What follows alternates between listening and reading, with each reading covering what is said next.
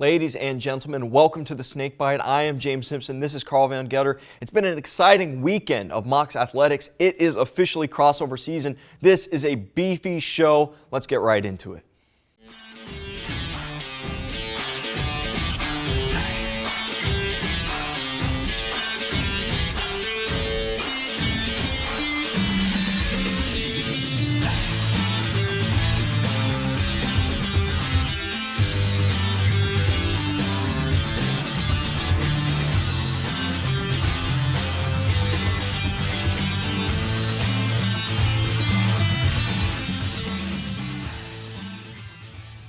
Leading off with men's basketball, they finally got back on the home court a week ago tonight when they took on the 𝙏𝙃𝙀 College Tritons. However, the homecoming wouldn't go quite as planned. The Mocs got out to a fast start, opening the game on a 10-0 run with 𝙏𝙃𝙀 scoring the Mocs' first points on this layup. However, come halftime, the Mocs led by just 2 points. Florida Southern opened up the second half with some big buckets to extend their lead to double digits, but yet again, the Trojans came roaring back, taking the lead with just under 2 minutes remaining. The Mocs battled back late, but were unable to do so, with the Tritons shooting lights out, and they ultimately fell 80-85 in the upset.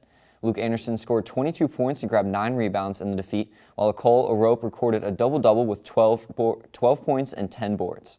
With the loss behind them, the boys hit the road and took the short trip down to I-4 to visit the Tampa Spartans last Saturday. Yeah, and Carl, you know, that Tampa game had just almost everything. The Mocs entered the Bob Martinez Athletic Center Saturday afternoon, and right away it proved that the home crowd would make this a hostile environment to play in. Noah Lewis opened the game with not one, but 2 big slams within the first 3 minutes of play, and things stayed close through about the first 15 minutes before the Mocs started to pull away and led by 15 at the half. The second half opened up all Mocs all day, who led by just as much as 25 points just 4 minutes into that second frame. And with 4 Moccasins scoring double figures on the night, including Luke Anderson, Dominic Denny, Noah Lewis, and 𝙏𝙀𝙀 𝙀𝙀, you're thinking, this one has got to be over. Well, you'd be wrong. The Spartans charged back with Jesse White leading them, dropping 7 threes off the bench. Tampa came all the way back to get within 2 points with under 30 seconds remaining. However, that is as close as it would get as the Mocs survived, winning 101-96. Our very own Nick Merritt caught up with Luke Anderson after the game. All right, I'm here with Luke Anderson. Luke, big win on the road at Tampa today. Put up 24 points, including your 1,000th career point. How's it feel? Sure. I mean, I just told the guys, like, it's insane, like, how fast this goes by, like 4 years, 3 years here, like, it went by so quick, and I'm just so happy to be a part of Florida Southern men's basketball. It's amazing. Obviously, tight game at Tampa, big hostile environment. They had a big crowd here tonight. Yes, you guys closed it out in the second half. Things got interesting. How did you guys finish it out and all that? Honestly, like, every time we went to the timeouts, like, even whenever they went on a run and their crowd was getting really, really into it, probably the best crowd that we've played it at all year, we just found a way to just lock into the little things and not let it get to us, and that's how we pulled away with a win. Another road test Wednesday, on the road, Embry-Riddle. How do we keep the momentum going? Honestly, just keep on playing hard, keep playing together, and playing for everyone that is a part of this. Like, I told our athletic trainer, like, it's not just the team, like, it's every single person that is involved in this, from you, from everybody, and it's just amazing, like, how connected this family at Florida Southern College really is. I mean, it's everything for us. Awesome. Thank you. Good luck at Embry. Back to you guys. Thanks. After the thriller in Tampa, the Mocs have one more road game before they get to stay at home for a week. They'll take on Embry-Riddle in Daytona Beach tonight with a 7:30 p.m. first tip. Looking at the Sunshine State Conference standings, the Mocs sit in second place behind Nova Southeastern. But you see just how tight those standings are. Right behind the Mocs, you've got PBA sitting third overall before Lynn, Embry-Riddle, and Eckerd, all with 7 conference wins. You have to win games along this stretch to solidify a good spot in the conference standings. This is a tough contest for the Mocs. That starts with tonight's game at Embry-Riddle before they host Barry Saturday night. Just a reminder, this is a team they lost to in double OT just a few weeks ago. Should be an exciting one. For the women's basketball team, it was a rough week. They started out at home a week ago, a place where they have had trouble winning games all season, and that continued when they took on Eckerd. The Mocs shot under 15% from the field in the first quarter, but only found themselves down 1 after 10 minutes of play. The Tritons didn't let the Mocs get back in the game, though, with 28 second quarter points. Florida Southern looked for a comeback in the fourth after sinking a few threes, but the Eckerd lead proved to be too much to overcome. In the 66-81 Mocs loss, Eckerd's Lauren Vieira had yet another superstar performance, ending the game just 1 assist shy of a 22-point triple-double, cementing her in the SSE Player of the Year conversation. For the Mocs, we saw a trio of double-digit scores in Marissa Jenneke, Cindy Gomes, and 𝙏𝙃𝙀. The Mocs then had to travel to Tampa on Saturday to take on the 20th-ranked Spartans, a team that had won 5 straight games against the Mocs going into the matchup. 𝙏𝙃𝙀 opened the game scoring with a three-pointer, but the dominant Spartans jumped to an early lead and didn't look back. Tampa had their way offensively and defensively, scoring 25 first-quarter points compared to 17 first-half points for Florida Southern. Cindy Gomes put up 13 points while Sarah Lang scored 10, and it'll be a game to forget for the Mocs, who fell 48-76 to Tampa. Looking at the SSE standings, the Mocs currently sit 8th, and with 7 games remaining in the regular season, they'll look to rattle off some wins to try and not only keep a top 8 spot, but build some better positioning for the conference tournament in March. They take on Embry-Riddle tonight on the road, who currently sit 3rd in the conference standings, before returning Saturday to take on the Barry Buccaneers. It was a big weekend for the Mocs softball team, who saw their first action of 2024 with doubleheaders against the 12th-ranked University of Alabama-Huntsville and Carson Newman. Starting with the doubleheader versus Alabama-Huntsville, the Mocs played a tight first game. They allowed a pair of runs off of an error in the third. However, Kenley Smith made it around the bases after Skylar Ralston reached on an error. The Mocs trailed by 1 going into the 7th, and this thing goes to the final play. Kelsey Cadlub flied out in an attempt to bring home the tying run. However, as you see here, a great defensive play from the outfield allowed the Chargers to tag out 𝙏𝙀𝙀 Morris at home, and the Chargers took game 1, 2-1. Now let's turn to game 2. This game was all Mocs. Florida Southern found some offense, scoring 6 runs, including the home run you see on your screen right now from Skylar Ralston. The Mocs split the series with number 12 UAH after winning game 2 6-2. Our very own Brian Pereira caught up with Skylar after the game. Thanks, guys. I'm here with Skylar Ralston. Skylar, you started your season off with a big bang. Talk me through that home run you had in game 2. Well, I had to make a big adjustment from the first game, but I came in, had a different mindset, and just got a hold of it for sure. No, definitely. That was a very quick line drive that just got out of here real quick. But secondly, obviously, you split the doubleheader today against the 12th ranked team in the nation. What was the team thoughts going into the game today? Well, we just have to treat them like any other team, but we had to make sure that we brought our A game, especially with an opener. So for Bellotto Day, of course, but yes. And then one final question. First 2 games of the season. You got 2 more tomorrow, 2 more Sunday. What are you looking forward to as the season progresses? I'm just looking forward to see what we have. Honestly, we have a lot of new faces, and we have a couple transfers. We have some new freshmen, so we have a lot of new people coming in, and they showed what they can do today. So I'm just excited to see what they can do for the future games. Perfect, Skylar. Thank you, and good luck for the rest of the season. Guys, back to you. On Saturday, the Mocs picked up right where they left off, taking on Carson Newman in a doubleheader, with the Mocs pulling off the sweep. Destiny Colgate got the Mocs on the board first, bringing in 𝙏𝙀𝙀 Morris on a sac fly in the first inning. The Mocs would add 2 more runs in the third to win game 1, 3-1. In the second game, the Mocs would blank Carson Newman, putting up 5, with Mel Rogers putting in some good work in the circle. After Sunday's game versus Montevallo were canceled due to the weather, the Mocs will turn their attention to the Argos from the University of West Florida. They'll have the 3-game series up in Pensacola with a doubleheader Saturday and a single game on Sunday. And the men's lacrosse team is back in a big way, not missing a beat this year, as the number 7 ranked Mocs open their 2024 campaign with a massive win over number 3 nationally ranked Wingate University on Saturday afternoon.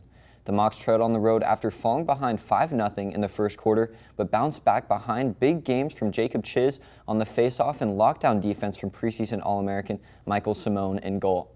Fellow All-American Matt Flamel-Speck had 2 second-half goals, tying the game with under 4 minutes to play before freshman Maddox Walton found the net for his first ever career goal, giving the Mocs their first lead of the day. The team held on to win 8-7 and now look ahead to their home opener on Saturday afternoon against Montevallo. Both the men's and women's track teams traveled to, you guessed it, Gainesville, Florida for the Celebration Point Indoor Classic. And let me tell you, those boys are fit. On Friday, we saw a program best DMR performance where the team of Anthony Matthew, Bryson Yamnitz, Cole Summers, and Alex Guy put together a 10-14 performance, good for 2nd overall in the region. The men were back in action Saturday, which saw 2 records fall. Sophomore Anthony Matthew set a new school record in the mile with his 4:09.75. This is the first provisional time the team has run this indoor season. Junior Aiden Redmond dropped the 10th best time in program history with his 4:22.5. Aside from running fast in the mile, the men were on another mission Saturday: take down the freshman record in the 5K. Cole Summers did just that with his 15:03, making him the 5th fastest performer this season. Fellow freshman William Canales also dipped below the previous record with a time of 15:19. You know, the women's team made the trip up north as well. And Carl, before you ask, I know you're just dying to ask, yes, the women are also fit. Just a week removed from Grace Reed's 3K performance, junior Emma Musante set a new program record with her 10:02 3K. Senior Ellie Fluman recorded the 3rd fastest time in program history with her 10:23. Saturday saw Grace Reed continuing her freakish freshman campaign with a new freshman record in the 5K. She ran 17:55. Fellow freshmen Emma Pfeiffer and Emma Nails Torchino put together a pair of impressive performances as well, running 18:18 and 18:36 respectively. The mile saw Gigi Johnson edging Rachel Hockenberry out for the 4th overall spot in the mile. Johnson ran 5:14.62, Hockenberry 5:14.93. Freshman Kira Mothershed finished just 5 seconds behind Hockenberry with a time of 5:19. Mothershed also competed in the 800, running 22:23.24, just a 1/10 of a second behind the freshman record. It's an off weekend for most of the team in terms of competition, but a select few in Christian Giller, Chris Colavita, Emma Musante, and Ellie Fluman will fly up to Boston to compete against the best in the country and look to run some national qualifying times. The Mocs baseball team got off to a hot start as they won their season opener versus the 11th ranked University of West Florida. This win marked the 5th straight season opener that the Moccasins opened up with a victory. After falling to an early 1-0 lead, the Mocs got red hot and never looked back. They had 11 hits as a team led by Jack Duffy, who had 2 hits and 3 RBIs. The team made some noise on the base pass, led by Jevin Relaford and Dante Starks, who had 2 stolen bases each. The team had 5 stolen bases as a whole, good enough for 2nd best in a game over the last 5 seasons. On the pitching mound, Marcos Horan got the start in his first game as a Moc and got the win, going 5 innings, allowing 2 runs on 3 hits, and Evan Mobley had 3 shutout innings to get the save. Due to weather, their Sunday game was moved up to Saturday in a doubleheader, with the second game being a scheduled 7-inning game. In the first game, the Mocs started off with a bang. They scored 7 runs in the first inning, following home runs from grad student Jaden Ward and senior Elrico Riley. It didn't take long for the Argonauts to respond as they scored 8 runs in the 3rd inning. The Mocs fought hard to tie the game at 10 apiece in the 6th inning as the game went down to the wire, but lost in devastating fashion as the Argos had a pinch hit, walk-off grand slam by Brett Rowell. The Mocs looked to put that behind them and get an opening weekend series win in Game 2. This game was a change of pace for them, however, from the previous game, as both teams scored combined for 7 hits in the game. The Argos scored 2 runs in the first and never looked back, as the Mocs were unable to get any runs on the board despite various chances to lose 2-0. They look to get back into the win column as they take on the number 8 Colorado Mesa University in their home opener tonight at 6 p.m. at Henley Field. Make sure to come out and support your Mocs. If you can't make it, tune in to fscmocs.com/live, where you can watch the live broadcast. Both golf teams kicked their seasons off this week. The men hosted the Matlock Classic right here in Lakeland, Florida. And after the first day of competition, the 11th ranked men led the 15-team field, with redshirt senior Adam Alvarez leading the entire competition at 6 under, while fellow Moccasin Max Barisle sat in 5th. The women's team traveled to St. Augustine, Florida to compete in the World Golf Invitational, hosted by regional opponent Flagler College. And after the first day of competition, the Mocs sit in 9th of 17. They're led by junior Claire Gimple, who shot 2 over, sits in 18th overall. Both teams finished day 2 competition after our production time, so for full results, you know where to go, fscmocs.com. The Receiving Votes women's team opened their 2024 campaign by hosting the FSC Invite. Day 1 saw senior Olivia Bryant pick up 2 quality wins against both her Flagler and St. Pete College opponents.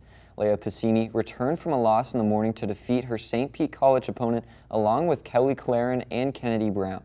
After a bit of inclement weather, the tournament resumed. The Mocs continued to dominate in doubles play, with Bryant and Piscini both winning their matches against their Rollins opponents. These tournaments are a great opportunity to get an early look at regional and conference competition like Flagler and Rollins. The women's will open official Sunshine State Conference play tomorrow at St. Leo, following their men's season opener this afternoon, also at St. Leo. And finally, some good news for all of our fall athletes.